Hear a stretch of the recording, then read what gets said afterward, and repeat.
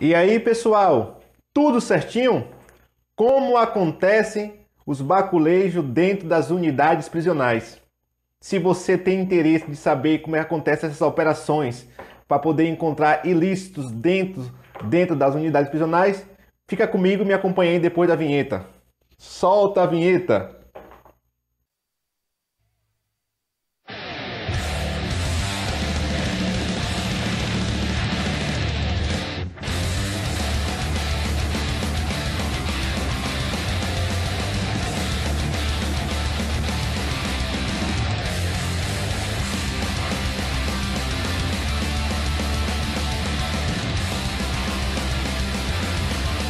Canal Por Dentro das Prisões, com Silvimar Charles. Bem, pessoal, estamos aqui para falar hoje sobre baculejos. Baculejos são aquelas operações. Baculejo, na verdade, é um jargão, né, na comunidade policial que tem a ver com revista e inspeção. E dentro da linguagem do ambiente prisional, baculejos são aquelas operações feitas pelos policiais penais, em algumas unidades com apoio da polícia militar, para poder encontrar ilícitos ou outros objetos não permitidos dentro da unidade prisional. E eu consegui algumas fotos públicas, vou colocar na descrição desse vídeo todos os locais onde encontrei essas fotos, para poder contar para vocês como é um pouco dessas operações. Acompanha comigo na tela nesse momento. Aqui ó, é um dia de operação, um dia de baculejo, onde chega uma companhia especializada dentro da unidade prisional para poder dar o apoio. Na próxima foto, vocês acompanham aí, já na frente dos pavilhões,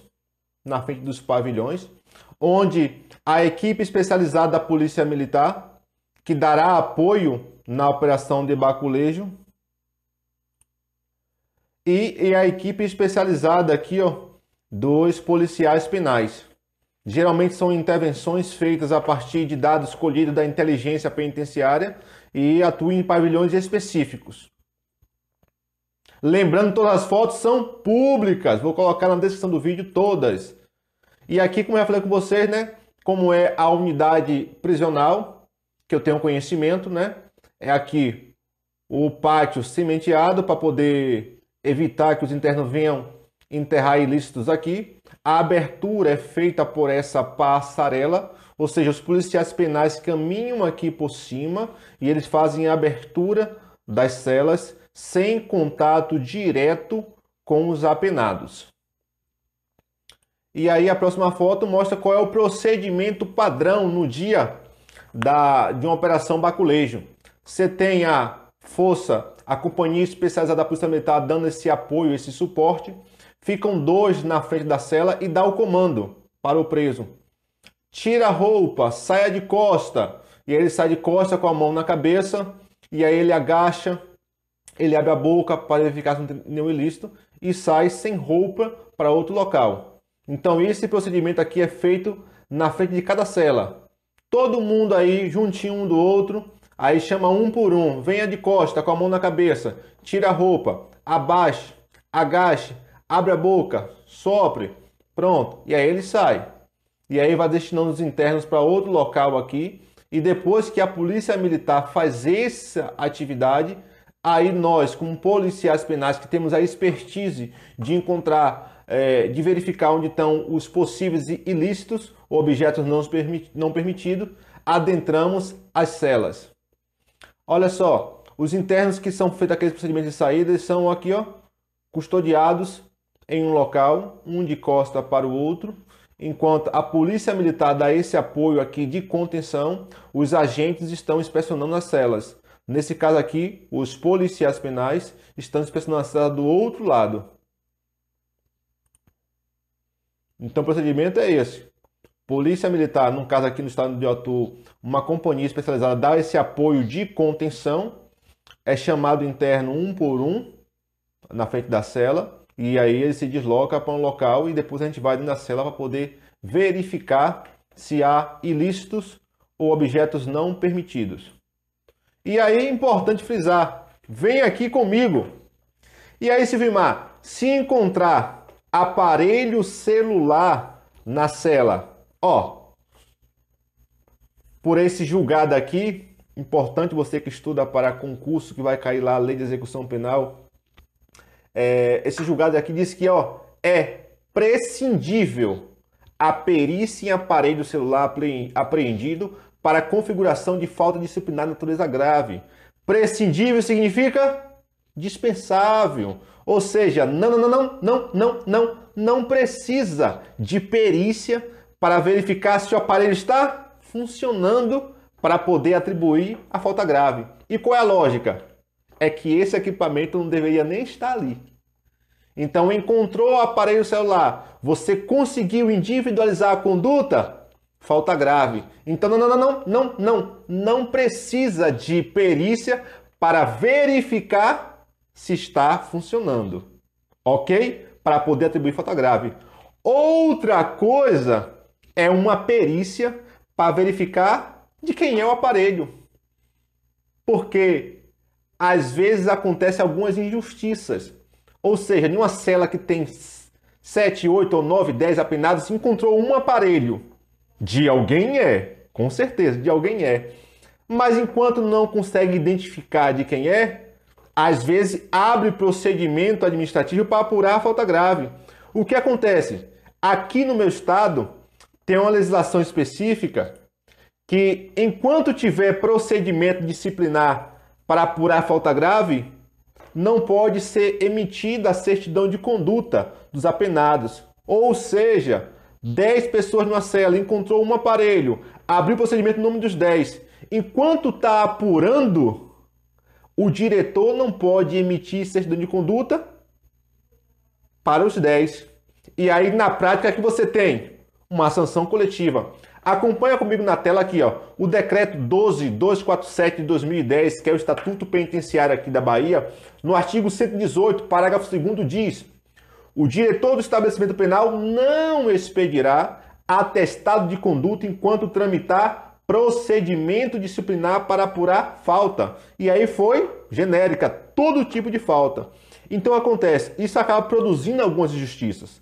O correto num procedimento de baculejo encontrou um aparelho celular ali na cela, deve chamar as pessoas que estão naquela cela e dizer de quem é. Você fala assim, mas Silvimar, nesse caso não existe a possibilidade de um couro de rato. Que não é couro de rato? Couro de rato é isso aqui, Nesse caso, Silvimar, não corre o risco de um couro de rato assumir a autoria? Corre sim, mas nesse caso seria menos injustiça do que ter 10 pessoas para quais o diretor não pode emitir certidão de conduta carcerária, enquanto a aparelho é de um só.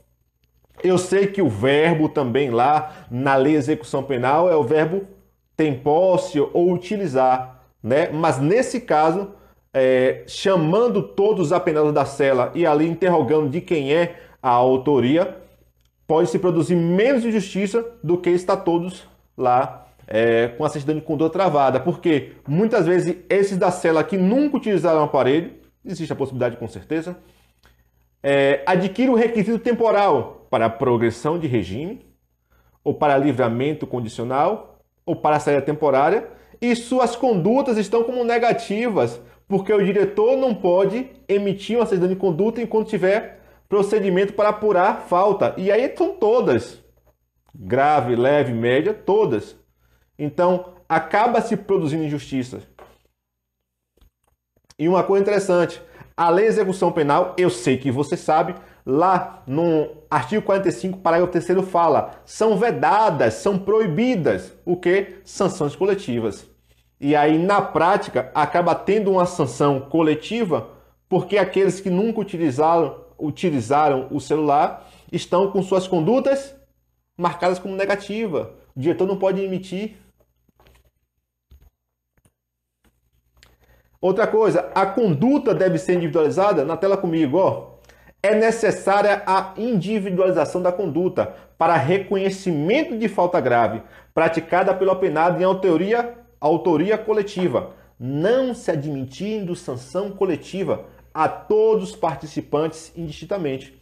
Então esse julgado aí reconheceu que deve se individualizar a conduta.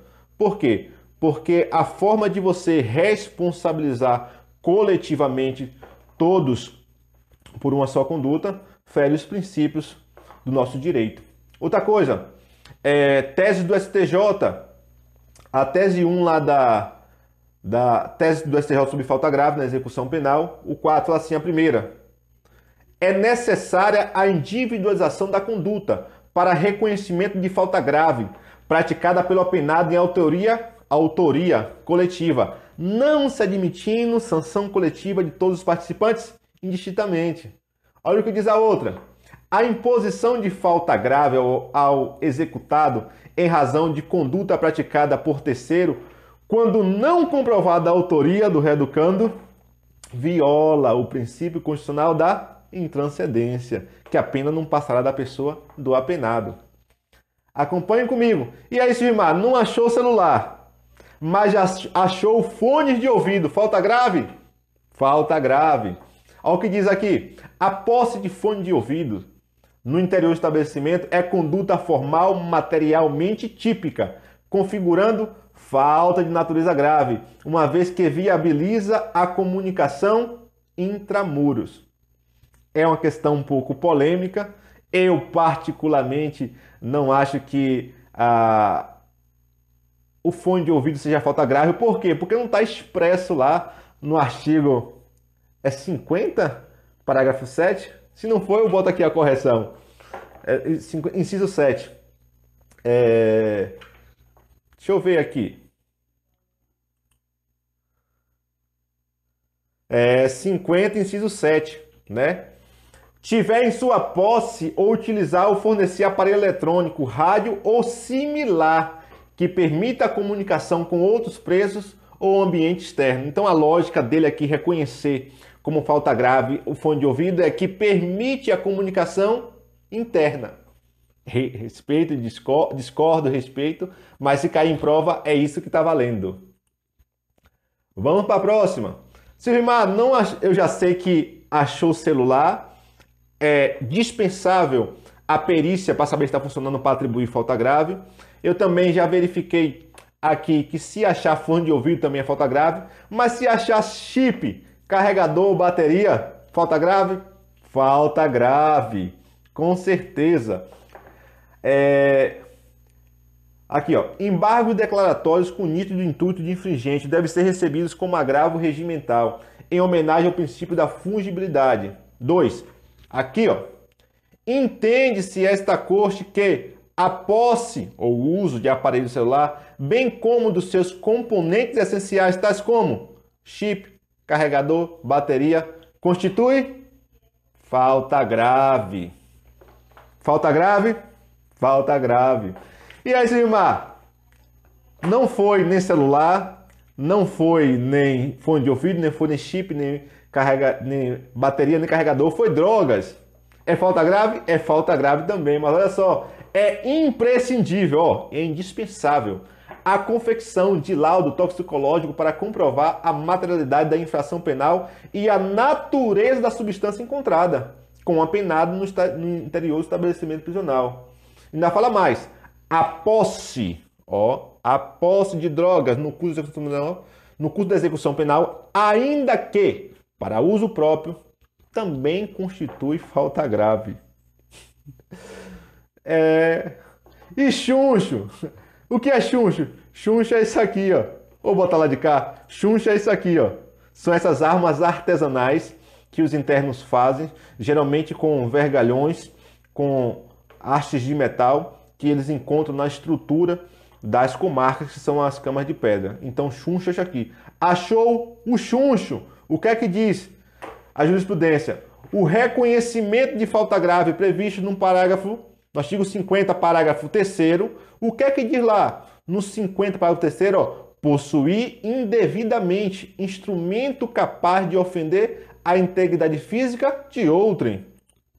Então, nesse caso, dispensa a realização de perícia no objeto apreendido para a verificação da sua potencialidade lesiva. Ou seja, achou o chuncho, precisa de perícia para saber se ali é capaz de ofender a integridade física de outro? Não! Falta grave? Também. E aí, acabou. Beleza, pessoal? Esse foi o vídeo de hoje, né? Tirando dúvida de vocês como é que acontece as operações denominadas baculejos dentro das unidades prisionais e a repercussão na esfera jurídico-penal quando se encontra aparelho celular, carregador, chip, bateria, fone de ouvido e chuncho. Ok, pessoal? Um forte abraço, tamo juntos, até a próxima, fui!